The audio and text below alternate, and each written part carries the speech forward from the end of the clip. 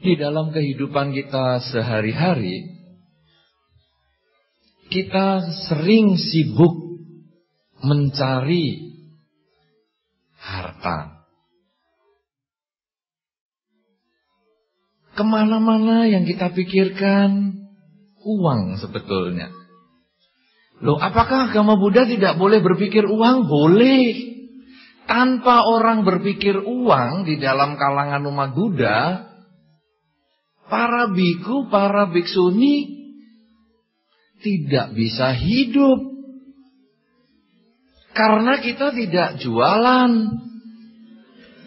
Anda kan belum pernah tahu kan ada biku jualan jam tangan, jualan cincin, batu akik. Kita tidak jualan. Bahkan jualan makanan aja tidak. Loh, itu Bante di wihara kalau ada makanan suruh bayar. Itu bukan kita yang nyuruh. Itu umat yang cari. Kadang-kadang kita memang, ya sudahlah, umat yang punya bisnis makanan, ayo kerja di wihara. Kalau hari kebaktian, buka konter makanan. Ya jual di sana. Itu untuk umat. Nah, jadi kalau tidak ada umat atau tidak ada perumah tangga, anggota masyarakat yang bekerja mencari uang, saya kira para anggota sangga ini sudah lama punah. Karena kita kemudian memanjangkan rambut, lalu kita nyetir angkot. Tapi karena ada umat yang bekerja, nah akhirnya umat datang ke wihara, umat membantu wihara, ya rambut kita tetap pendek lah. Dan tidak nyetir angkot juga. Jadi Anda boleh sukses, Anda boleh kaya, tidak ada problem. Wajar sekali. Bekerja mencari kekayaan adalah wajar. Oleh karena itu saudara-saudara, saya yakin apapun motivasi Anda bekerja, motivasi utama adalah uang sebetulnya. Di sini Anda yang bekerja, ada yang punya motivasi selain uang? Ada? Saya bekerja Bante karena saya ingin mengabdi kepada bos saya. Saya nggak digaji, nggak apa-apa. Yang penting nanti tahun depan jadi menantunya. Duit lagi yang dipikir. Jadi ini sebetulnya kan tetap kondisinya ke sana. Nah, saudara-saudara, memang tidak disangkal, memang tidak ditolak. Kekayaan materi adalah salah satu yang dicari manusia di dunia ini. Namun saudara-saudara, di dalam Dharma, manusia ini terdiri dari badan dan batin. Kekayaan materi, apalagi yang dimiliki itu gambarnya para pahlawan maupun presiden Amerika, itu kekayaan badan. Anda punya gambarnya Soekarno, masih ada ya? Yang gambar Soekarno itu masih ada dong? Yang gambar Soeharto yang nggak ada ya? Oh, belum lahir Anda bingung ini? Bagaimana? Beberapa tahun yang lalu ada. Zaman ketika saya masih umat. Ya, Anda belum lahir, kasihan ini, aduh. Itu sudah tidak ada tuh rasanya. Jadi sebentar lagi, kalau gambarnya George Washington ada. Ya, masih ada ya? Masih ada nggak? Bingung lagi. Aduh, kasihan dah. Abraham Lincoln ada. Kemudian, ya ini dia pasti hafal. Gambarnya Giam Lo Ong. Ya kan? Tahu nggak sekarang? Nggak tahu juga. Aduh. Nampaknya ini calon biku ini. Dia nggak tahu mata uang mana saja ini. Padahal dia gambar di Giamloong itu tertulis hell banknote. Duit neraka. Nggak tahu juga. Ya memang belum saatnya dikirimi juga sih. Tapi kan boleh ngirim waktu cengbeng begini. Wah, ini juga nggak cengbengan nih. Mata uang yang terbesar di seluruh dunia ya yang gambar Giamloong itu. Presiden neraka itu. Hell banknote. Nah, saudara-saudara, itu semua adalah kekayaan fisik, materi. Anda dengan berbagai macam gambar presiden di atas selembar kertas itu, Anda bisa membeli banyak hal. Anda mau beli makanan enak, bisa. Di luar hell banknote ya maksud saya. Anda sudah tidak usah pikirkan itu. Hell banknote bisanya dipakai di tempat lain. Ya. Anda punya gambar misalnya Soekarno atau Muhammad Hatta. Itu Anda bisa beli nasi, Anda bisa beli macam-macam. Tetapi nasi yang Anda makan atau nasi yang Anda beli dengan lauk pauk yang demikian hebat, itu tidak menjamin kenikmatan makanan. Kadang-kadang makan di pinggir jalan sambil nangkring kakinya, lezat loh, enak. Dalam bahasa Jawa Timuran tempat saya tinggal, enak tenang. Katanya tadi Suhu mengatakan, waduh saya kalau dengar bahasa Jawanya Pandai harus diulang-ulang. Enak tenan itu ya enak sungguhan begitu Suhu. Itu bahasa Jawa Timuran. Itu kadang-kadang di pinggir jalan santai, kaki nangkring satu, aduh, sedap sungguhan. Tapi ketika kita makan di restoran dengan piring emas, jas-jasan, wah, kadang rasanya juga nggak nyaman. Aduh, kok nanti habis makan ini bayarnya berapa ya? Orang makan yang dipikir bayar. Itu bedanya. Makanya pernah ada satu pepatah atau satu anekdot mengatakan, seorang bule dengan orang Indonesia kalau naik taksi itu bisa dilihat. Si bule kalau naik taksi lihat jendela kiri kanan, wah, medan bagus ya. Oh. Tapi kalau orang Indonesia kemana-mana nggak lihat mana-mana, nggak lihat jendela.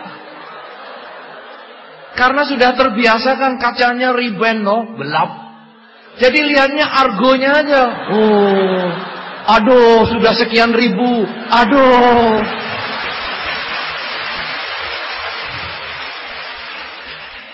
Jadi saudara-saudara yang pacaran kalau diajak ke restoran kadang-kadang nggak nikmat. Kelihatannya ngobrol sama pacarnya asik, tapi tangan yang satu sambil ngitungin. Aduh. Pas tinggal berapa lembar ini.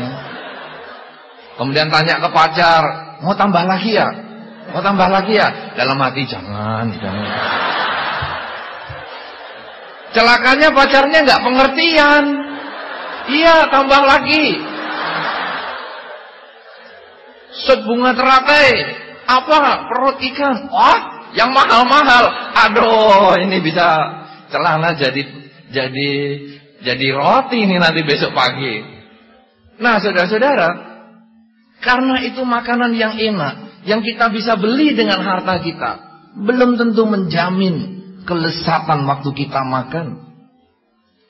Kita dengan mata uang yang kita miliki, dengan harta yang kita beli, kita bisa membeli kasur yang indah, kasur yang enak. Di dalam bahasa tempat saya tinggal ini, orang memang mengatakan saya bahasa Jawanya medok sekali. Memang saya berpikir pakai bahasa itu. Kasur yang mentul-mentul. Apa ya bahasa Indonesianya? Apa coba? Anda ini, aduh, nampaknya Anda anti saya ini. Tiap kali ditanya, pokoknya jawabnya geleng kepala. Aduh. Apa ya mentul-mentul? Karena kesannya mentul-mentul itu empuk, tapi bisa goyang-goyang begitu. Kan kasur kalau mahal kan begitu. Aduh, dipakai enak sekali. Saudara-saudara, kasur yang mahal, kasur yang enak tidak menjamin kita bisa tidur nyenyak. Artinya, harta milik kita tidak menjamin kebahagiaan. Pernah ada seorang perumah tangga yang pada waktu datang beberapa tahun yang lalu, dia orang yang sangat kekurangan sekali, miskin sekali. Kemudian dia berusaha untuk membuka sebuah perkebunan. Kebetulan juga di Sumatera juga. Lalu dia bekerja keras sampai akhirnya dia sukses punya ribuan hektar perkebunan kelapa sawit. Lalu dia datang lagi ke wihara. Dia mengatakan, Bante, saya dulu miskin. Saya kepingin kaya. Saya pikir kaya bisa menimbulkan kebahagiaan. Tapi setelah saya punya perkebunan kelapa sawit ribuan hektar, saya sudah dianggap kaya. Saya bisa beli rumah di mana-mana. Dan setiap rumah saya bisa isi dengan bermacam-macam harta. Bahkan saya pun bisa mengisi dengan istri yang lain. Kenapa saya tidak bahagia, Bante? Apa yang kurang? Semua makanan yang enak sudah saya makan. Semua daun sudah saya kunyah. Daun pintu, daun telinga, kunyah semua. Semua kaki 4 sudah saya makan, kaki meja dan lain sebagainya. Tapi kenapa saya tidak bahagia? Saudara-saudara, mungkin di antara kita juga bisa seperti itu. Mungkin di antara kita ada yang sudah di puncak sukses, di puncak karir yang luar biasa. Tapi kadang kalau malam kita mau tidur, lalu kita merenungkan, apa sebetulnya yang saya cari dalam kehidupan ini? Kenapa saya tidak bahagia? Kenapa mobil mewah tidak membuat saya bahagia? Kenapa baju bagus tidak membuat saya bahagia? Ternyata saudara, kita kekurangan salah satu unsur yang penting. Kalau manusia terdiri dari badan dan batin, kita mencari harta badan, tapi kita melupakan harta batin. Pada malam hari ini, pada kesempatan ini, pada perjumpaan kita yang ketiga ini di kota ini, kita akan melihat sekarang harta batin itu apa saja. Saudara-saudara, harta batin yang pertama yang disampaikan di dalam Dharma adalah seseorang di dalam kehidupan ini harus memiliki keyakinan. Keyakinan,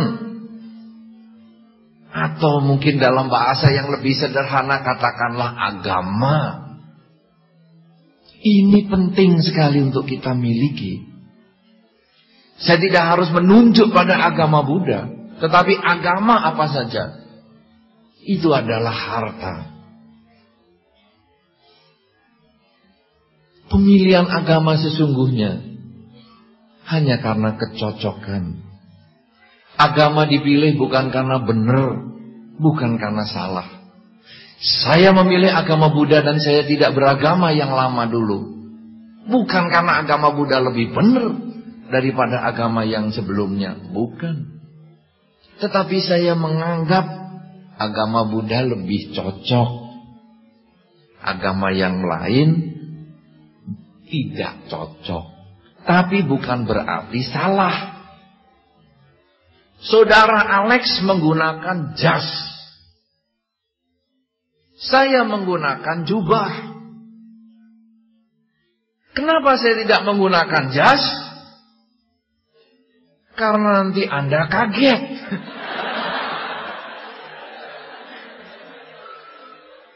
Membedakan dua pembicara yang sama-sama rambutnya seperti ini. Jadi untuk menghindari kekagetan, saya tetap pakai jubah ini. Karena saya merasa cocok dengan jubah ini. Saudara Alex, kenapa dia tidak pakai jubah?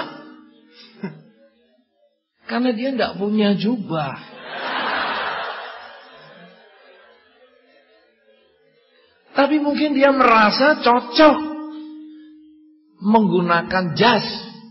Karena ternyata di atas panggung ini jauh lebih dingin daripada duduk di situ. Untung dia pakai jas.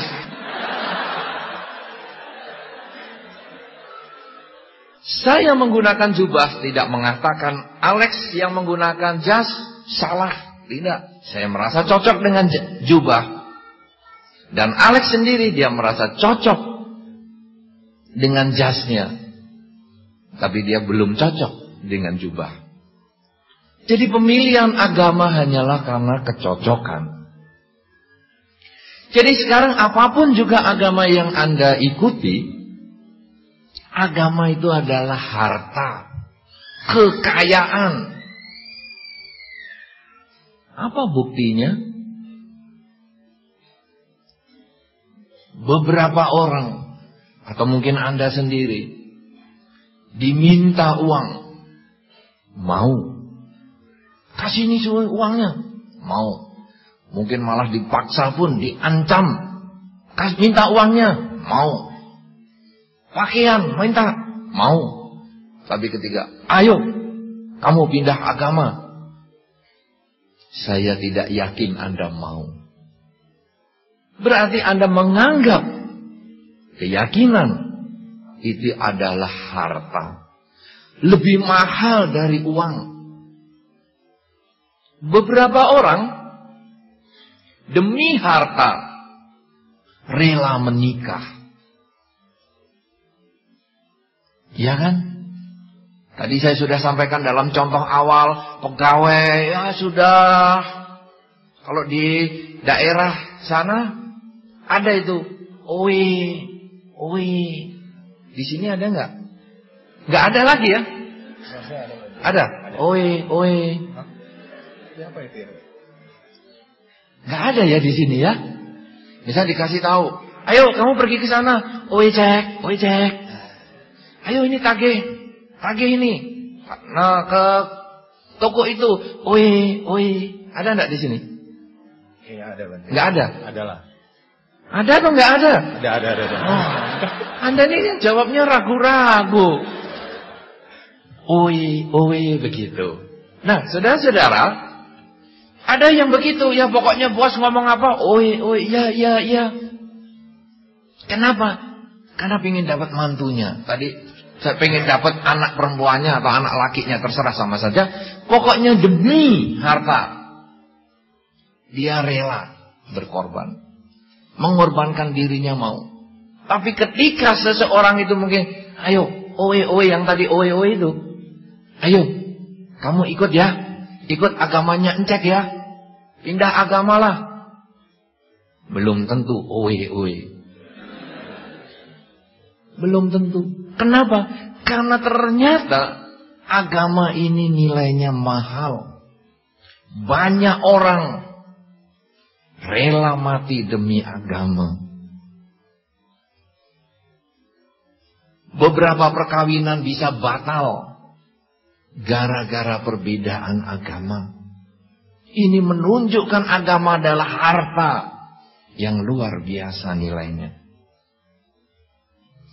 Saudara-saudara, harta ini bukan hanya sembahyang. Umat Buddha menganggap bahwa agama Buddha adalah hartanya. Ayo nih pindah patung. Tidak mau. Pecah patung. Jangan. Bisa dibelain sambil keras-kerasan. Tapi agama Buddha bukan hanya sembahyang. Kalau kita beragama Buddha, kita hanya puas sembahyang, kita sesungguhnya baru setengah Buddhis. Belum Buddhis yang sejati. Apa itu misalnya? Anda tahu buku Parita. Buka halaman sekian, isinya mesti ini. Buka halaman itu, isinya mesti itu. Tahu. Tapi kalau kelakuannya tidak berubah, itu belum Buddhis. Itu baru KTP-nya Buddhis. Dan celakanya, kalau meninggal KTP itu tidak ikut dibakarkan, dibuatkan paspor baru untuk bertemu Kiam Loong. Kan paspornya baru, pesawat, Mercy, kertas, baru. Jadi KTP Anda yang tulisan Buddhis itu tidak terbawa.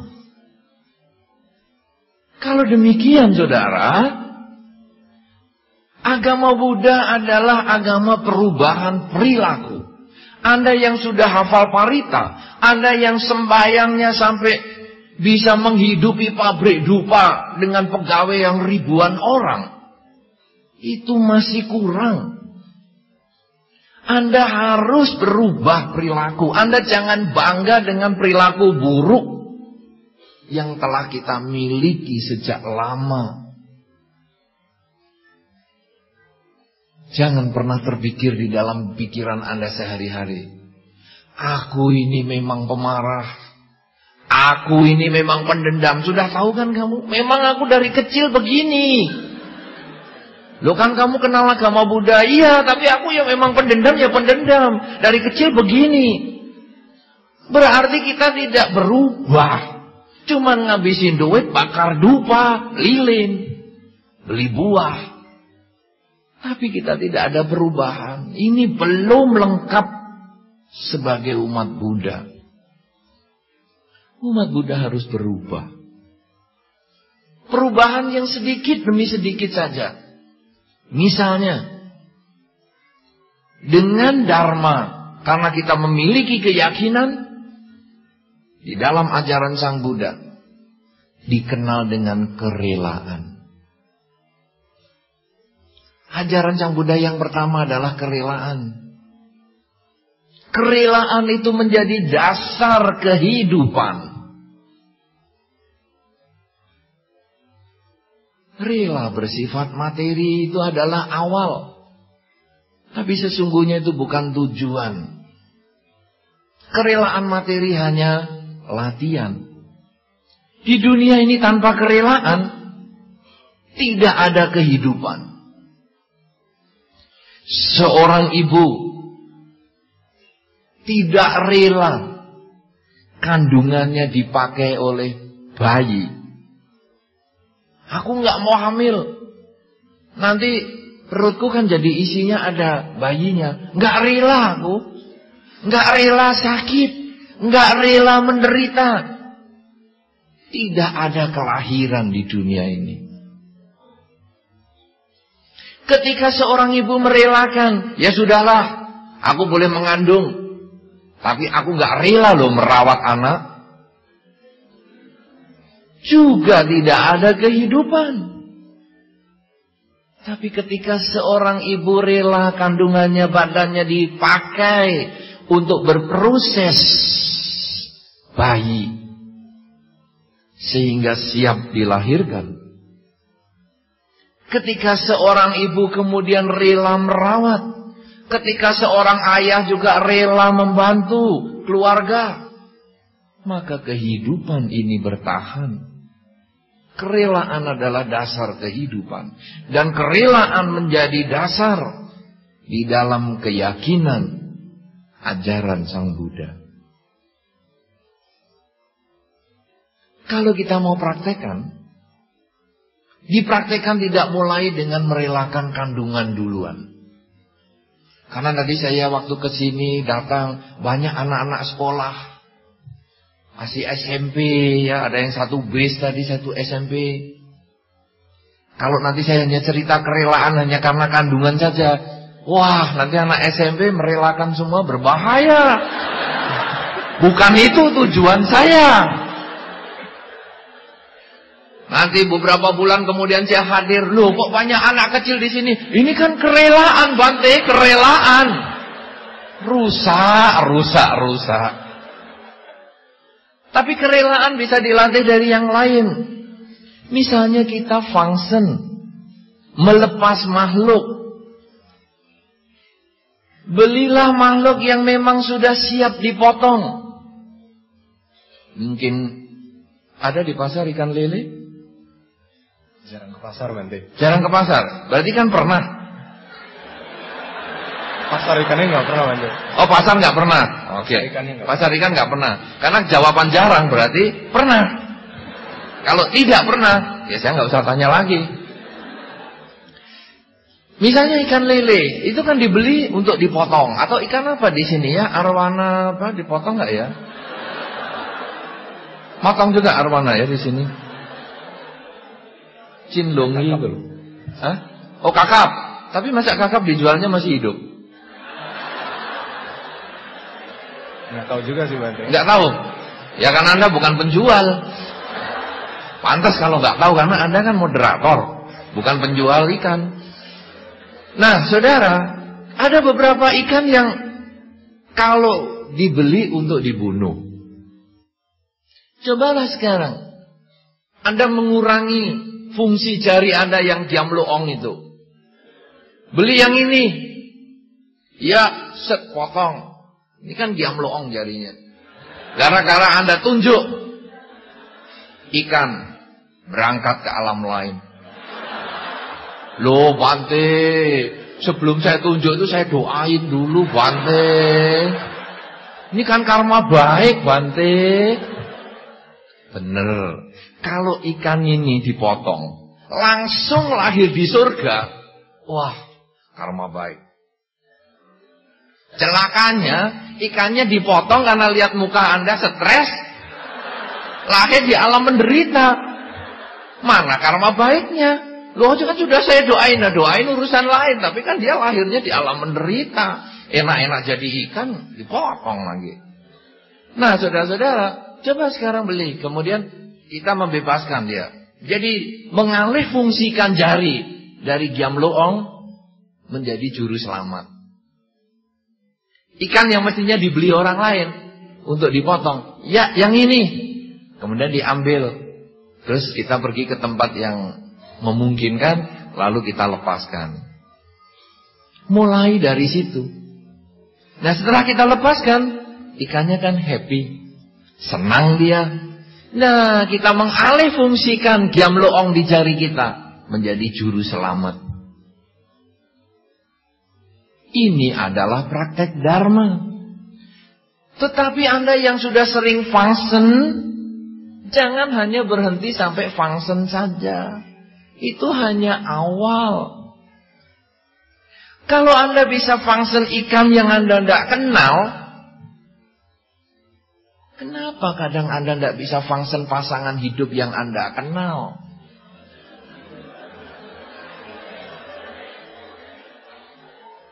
Apa maksudnya? Apakah pasangan hidup dia dilepas kemana-mana? Bukan. Maksudnya adalah, kenapa kadang kita tidak bisa memaafkan pada pasangan hidup kita yang kita kenal? Function di sini kalau di dalam bahasa yang agak sedikit teknis karena ini sulit diterjemahkan, abhaya dana. Berdana yang membebaskan makhluk dari bahaya. Kadang-kadang kita cekcok dengan pasangan hidup. Kita tidak mau untuk ngomong duluan. Berhari-hari diem-dieman. Sehingga kadang kita lalu pengen ngomong, tapi aduh, nanti kalau saya ngomong dia besar kepala.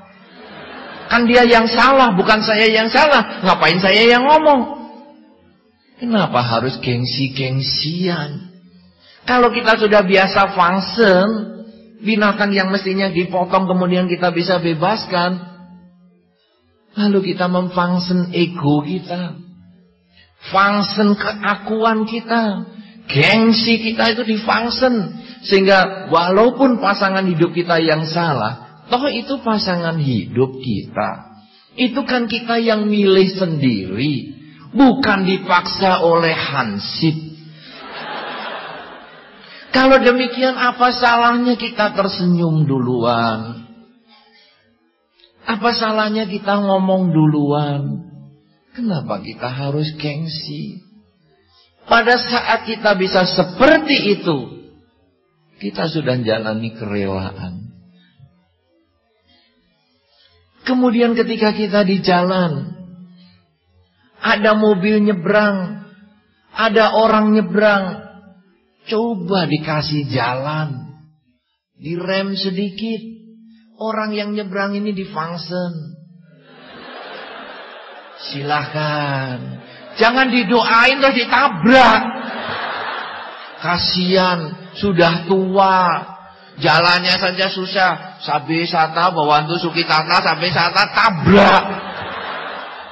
Begitu nanti dipanggil polisi untuk pengadilan, kenapa kamu nabrak? Loh Pak polisi, saya itu kan menolong dia. Daripada dia badannya sudah rentah model sakit-sakitan gini, kalau saya tabrak kan dia lahir lagi jadi bayi sehat. Ini kan karma baik toh Pak polisi. Langsung Pak polisi saya kira juga ambil pukulan, dipukul kepalanya. Loh kenapa mukul? Ini juga karma baik, menyadarkan kamu dari pikiran salah.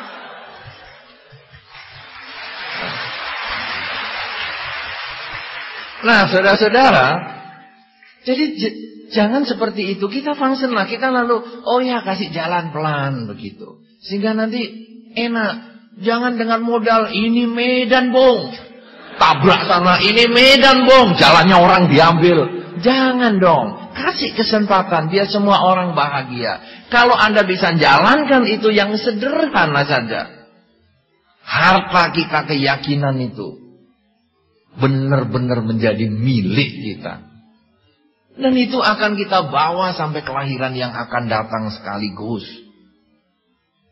Kalau Anda punya keyakinan pada Dharma, ketika meninggal pun dengan keyakinan yang kuat, kita bisa lahir di alam bahagia. Banyak contoh tentang hal ini. Tetapi paling tidak, dengan Anda mempunyai keyakinan, kemudian Anda menjalankan salah satunya kerelaan, Anda bisa menjalani hidup ini dengan bahagia.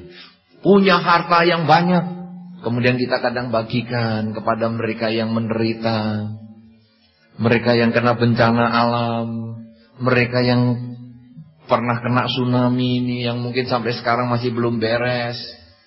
Kemudian mereka yang kebanjiran, mereka yang kena tanah longsor, mereka yang sakit. Marilah kita mulai berbagi, melihat mereka yang menderita, untuk kita bantu. Semangat function itu kita bisa kembangkan menjadi menolong kepada mereka yang menderita, lingkungan kita yang menderita.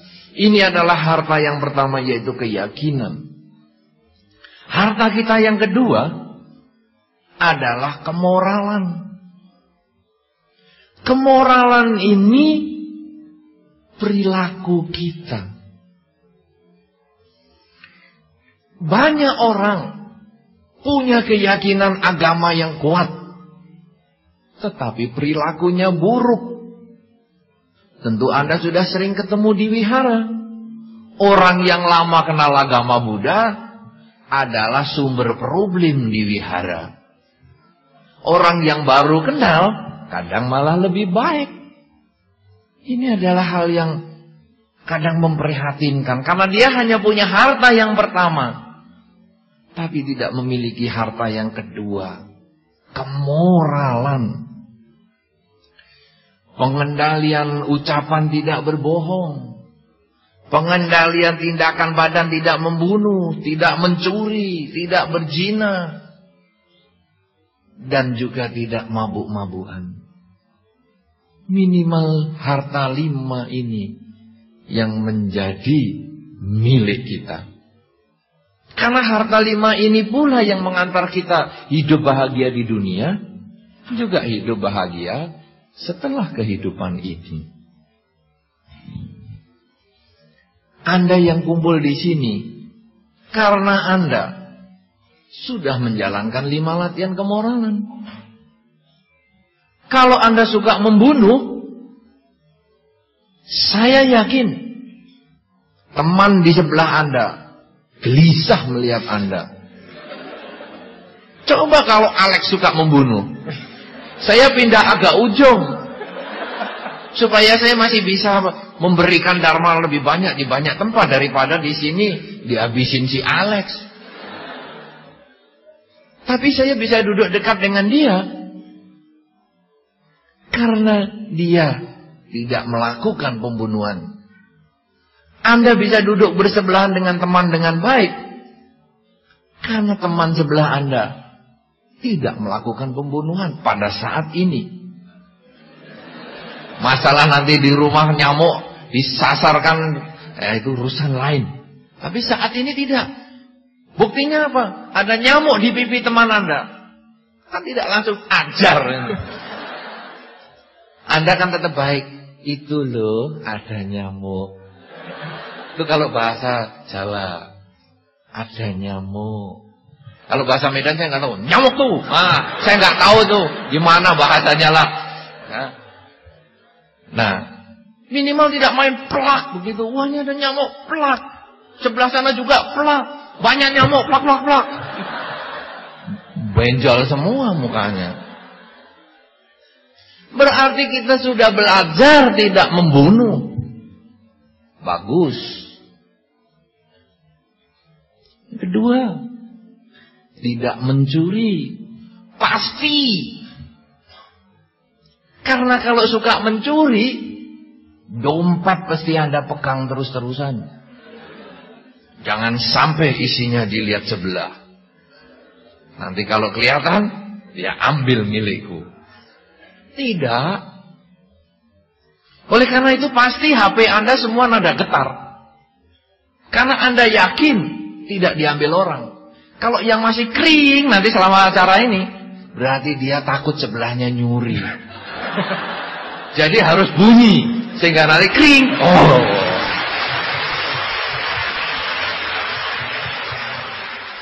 Nanti kita lihat. Kalau bunyi sebelahnya pasti dikiranya aku mau ngambil HP-mu ya. Dibunyiin begini, pasti nada getar semua. Ya, sekarang dibikin nada getar supaya tidak mencurigai teman sebelah pencuri. Dompet Anda juga begitu, Anda letakkan dengan baik, tenang-tenang. Karena Anda menyadari teman sebelah Anda bukan pencuri. Sila yang ketiga yaitu kemoralan. Pelanggaran kesusilaan dihindari. Saya yakin Anda duduk mepet-mepet ini memang tempatnya sampai dimepet-mepetkan. Karena Anda yakin teman sebelah Anda tidak mau macem-macem.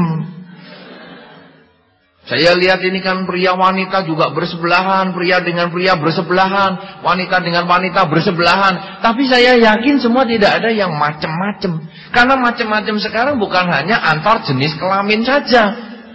Sesama jenis bisa macem-macem.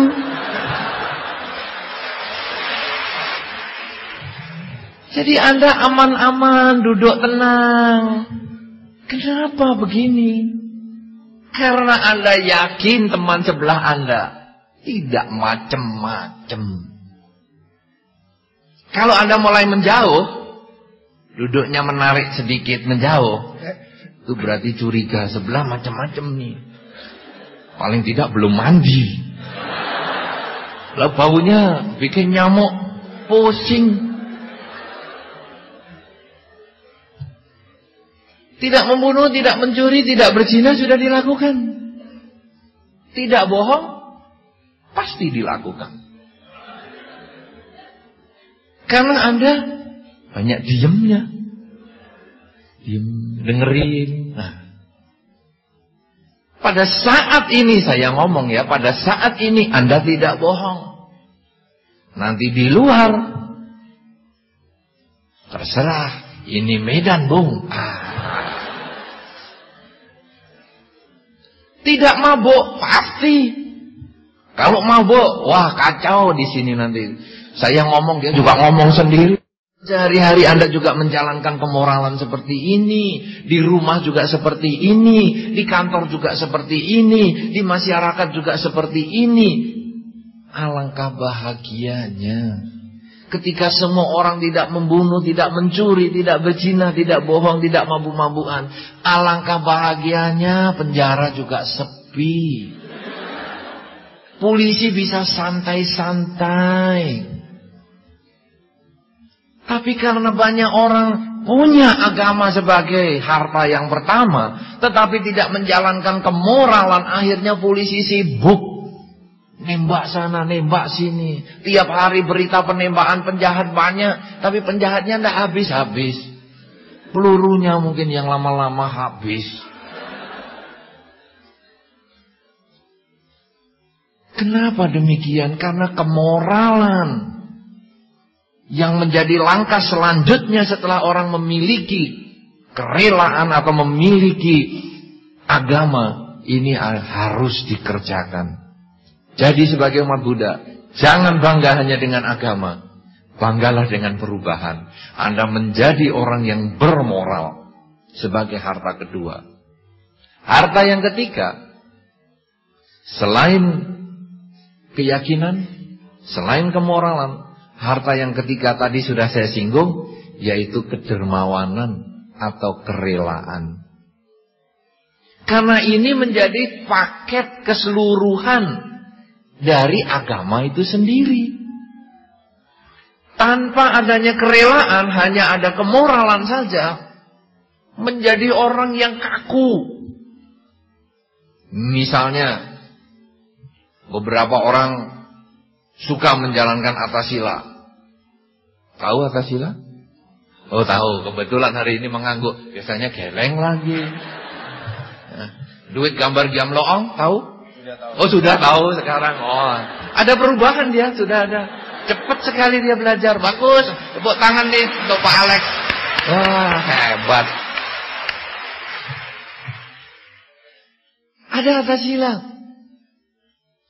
Misalnya atasila itu sebetulnya Pancasila biasa, tidak membunuh, mencuri, berzina, bohong, mabuk-mabukan ini dikembangkan menjadi tidak makan setelah jam 12 siang. Ada loh. Dia jalankan, saya tidak makan setelah jam 12 siang. Tapi orang lain juga suruh begitu. Kamu kan sama-sama saya. Jangan makan. Awas kamu kalau makan, saya cekik nanti. Loh kan kita yang jalankan kemoralan. Kenapa kita tidak barengi dengan kerelaan? Ya kita relainlah dia mau makan.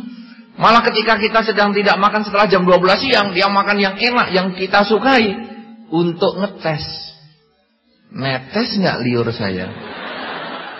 Wah liur saya masih banyak sekali. Berarti kita lemah. Tapi kita ngomong terima kasih saudara Alex, kamu menjadi guru bagi saya. Saya jadi tahu saya masih lemah, saya harus belajar lagi menggembleng diri. Tapi suatu ketika ketemu lagi, kita sudah tidak makan setelah jam 12 lagi, dia makan yang enak, kemudian kita hanya ngeliatin aja, belum sadar juga kamu ya, masih makan terus ya. Tapi kita sudah senyum, bukan sinis. Oh, kita lihat, dan kita nggak netes setetes pun tidak. Wah, kita ngomong terima kasih saudara Alex. Kamu guru yang baik. Aku sekarang sudah tahu kemajuannya. Bahwa aku bisa bertahan dan bisa mengendalikan keinginanku. Kemudian setelah jam 12 siang tidak makan. Itu aturan yang pertama, tambahannya. Kemudian tidak menggunakan wangian, tidak nonton musik, tidak nonton hiburan-hiburan. Itu bagi yang melaksanakan sila. Tetapi jangan paksa orang melakukan yang sama. Jadi di dalam mobil, yang punya mobil mau nyetel musik, buka musik dia, jangan setel, awas kamu, matikan atau saya pecah kacanya. Lah yang ngelatih kan kita, ngapain kita pusing dengan orang lain nyetel? Sudah cuek. Kalau kita masih enak ya, ajib.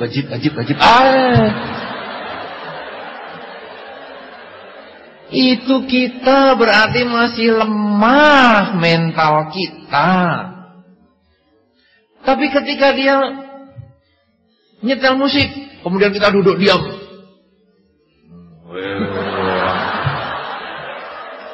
itu juga lemah mental kita. Cuman actionnya yang kuat. Tidak perlulah bergaya-gaya di mobil. Gak mau dengar. Ya, gak mau sebetulnya dia dengerin terus. Tapi ketika dia bisa tenang, dia bisa santai, tidak terpengaruh, tidak perlu di-actionin, itu dia sesungguhnya sudah bisa melatih kerelaan. Kemudian 8 sila tadi, sila yang terakhir tidak duduk dan berbaring di tempat yang dianggap mewah. Juga jangan paksakan orang, karena kerelaan itu sesungguhnya adalah bagaimana kita bisa melakukan satu tindakan sehingga membahagiakan baik diri sendiri maupun pihak lain. Seperti tadi function kan kerelaan, kita yang memfunction bahagia, kita binatang atau makhluk yang dilepas juga bahagia. Inilah dasar kerelaan. Agama tanpa kemoralan dan kerelaan sungguh hanya menjadi satu bentuk upacara saja. Tapi ketika keyakinan ditambah kemoralan dan kerelaan, dia menjadi orang yang berperilaku sesuai dengan dharma. Tapi masih kurang, saudara. Ada harta yang keempat, selain keyakinan, selain kemoralan, selain kerelaan, adalah kebijaksanaan. Jadi semua tindakan kita harus diawali dengan bijaksana. Dan ini juga menjadi topik kita di dalam malam hari ini, kekayaan dan kebijaksanaan hidup. Ternyata kebijaksanaan ini pun adalah bagian dari kekayaan. Apakah yang disebut bijaksana? Bijaksana ketika seseorang bisa membedakan mana yang penting dengan mana yang tidak penting. Sehingga dia bisa melakukan yang penting dan meninggalkan yang tidak penting. Ketika pada kesempatan ini Anda datang ke tempat ini dari berbagai tempat yang cukup jauh. Sampai kadang saya tanya, berapa jauh sih? Ya, setengah jam Bante dari sini. Setengah jam jauh ya?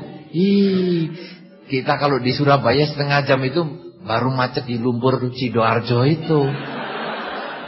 Itu aja 2 jam di sana. Ini setengah jam sudah jauh katanya. Kita baru 2 jam itu 100 meter. Iya Bante jauh di sini ya.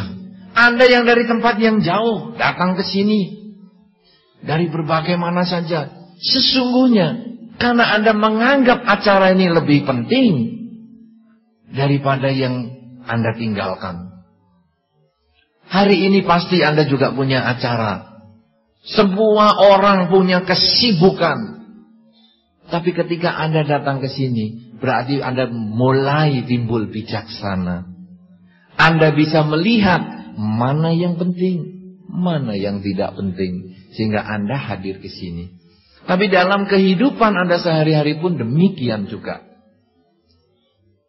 Kalau Anda misalnya sedang bekerja, kemudian ada ajak teman, ayo kita nonton, atau kita karaokean, kita golf, kita macam-macam. Dan Anda menganggap, enggak, saya mau kerja dulu, belum selesai pekerjaan ini. Anda bijaksana. Anda bisa menentukan mana yang penting dan mana yang tidak penting. Demikian pula dengan anak-anak, anak sekolah. Waktunya belajar, belajar. Jangan PS3 lah, main sana, main sini, game online lah. Beberapa umat kebetulan buka game online. Saya tanya, ini kamu buka berapa lama satu hari? 24 jam. Di sini berapa jam? Sama, ada yang 24. Sama, Anda biasa? Enggak pernah sih. Tapi jawabnya kenapa mantep? Ada teman yang main. Oh, biasanya Anda kan mikir lama dulu. Mantep ini berarti pengalaman nih. Game online 24 jam juga. Nah, kemudian saya tanya, apa ada 24 jam itu orangnya terus? Ada, Banti. Mereka bahkan kalau mau masuk sekolah, jam 7 masuk, jam 5 dia datang. Main dulu. Apa ya, Ragnarok lah, apalah. Wah, hebat banget. Dia kalau suruh bangun untuk tidak game online, jam 7 sekolah, jam 6 kalau nggak disiram air, nggak bangun. Nah, coba Anda ini, pelajar-pelajar ini, renungkan, bener nggak? Ya toh?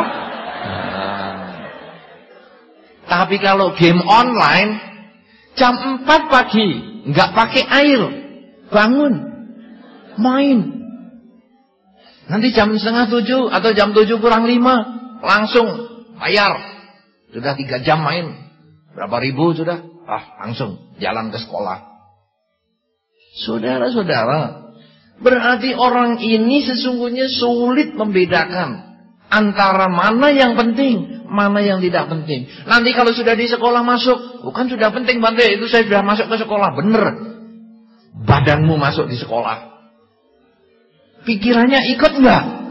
Aduh, tadi masih belum beres ini. Aduh, wah, kapan ini? Kapan pulangnya? Kapan pulang? Teng. Gurunya hari ini kena flu burung semua aja lah, biar nggak masuk semua. Karma buruk ya, doain orang yang jelek-jelek lagi.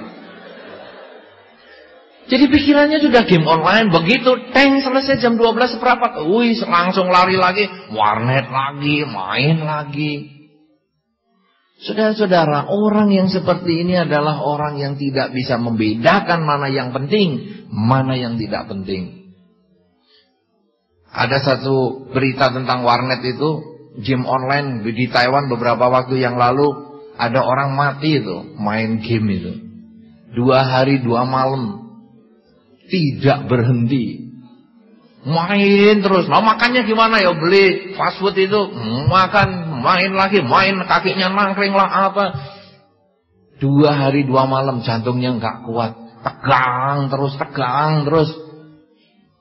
lahir ke alam lain. Sayang game online tidak ada doanya. Sabi sata bawantu sukitata. Sayang.